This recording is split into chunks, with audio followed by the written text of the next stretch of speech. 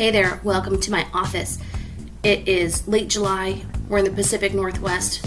We are in the depths of a pretty intense heat wave. Thankfully not nearly as intense as last year when we reached 116 degrees, but anytime we're inching at about 100 degrees for an extended period of time, we're all kind of a little bit miserable here.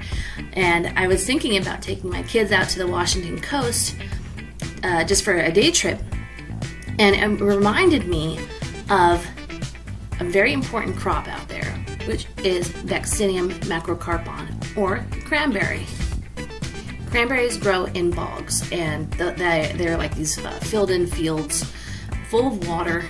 The fields are anaerobic, which means there's a really acidic soil. There's not much air going through there. Anaerobic means no oxygen. So it's really interesting that these crops can grow there. Blueberries, all of the vaccinium species, bilberries, blueberries, and cranberries all grow in this really specific type of anaerobic situation. I don't know if you've ever seen a cranberry bog. They fill it up to obviously irrigate, but then during harvest time, they fill up the entire bog full of water and use like a raking machine to catch the berries as they float to the top. So it's a really interesting harvest idea. I love going out and taking my kids to see the experimental fields out there run by Washington State University. I'm doing a really great job with growing and increasing education about cranberry. Cranberries are full of a bunch of tannins and flavonols, and they are also incredibly high in vitamin C, so they're an excellent fruit for just general health. They freeze well. You can preserve them right here. I have one of my favorite yearly things that I make. I go out to the Washington coast, buy cranberries from a native tribe farmer out there, and I make this fermented cranberry chutney. This one has onions and carrots and apples and a bunch of spices and cranberries, and it lasts a pretty long time. I've had it in my freezer or my refrigerator for about 6 months now, and it's really good to just chomp on. But again, because cranberries are so high in these tannins, they're incredibly good for your health. Again, for your urinary health, they are an excellent source of vitamin C. There are a couple other points that our textbook brings up in relation to cranberry and health.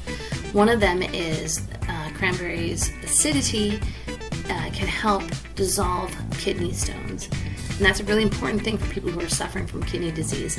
Additionally, people who have ostomies and stomas, who have like external stomas, it's really good for helping keep those openings clean so that people have fewer infections. It's really important for people who do have kidney and urinary issues and possibly have to have some medical interventions. It also helps deter bacteria growth for people who have catheters, urinary catheters. It's just a really important and revitalizing medicine that cranberry offers to a lot of people. So if you get a chance, go to a cranberry bog. They're very fun, very interesting way to grow things. Buy cranberries, freeze them, keep them year round. They're very, very excellent. Again, we all know the benefits of cranberry juice on the urinary system, and the extent of vitamin C in those berries is really important. So go find some cranberries. The more local, the better.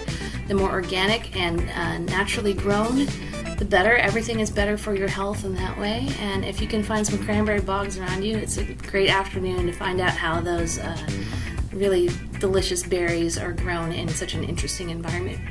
Thanks.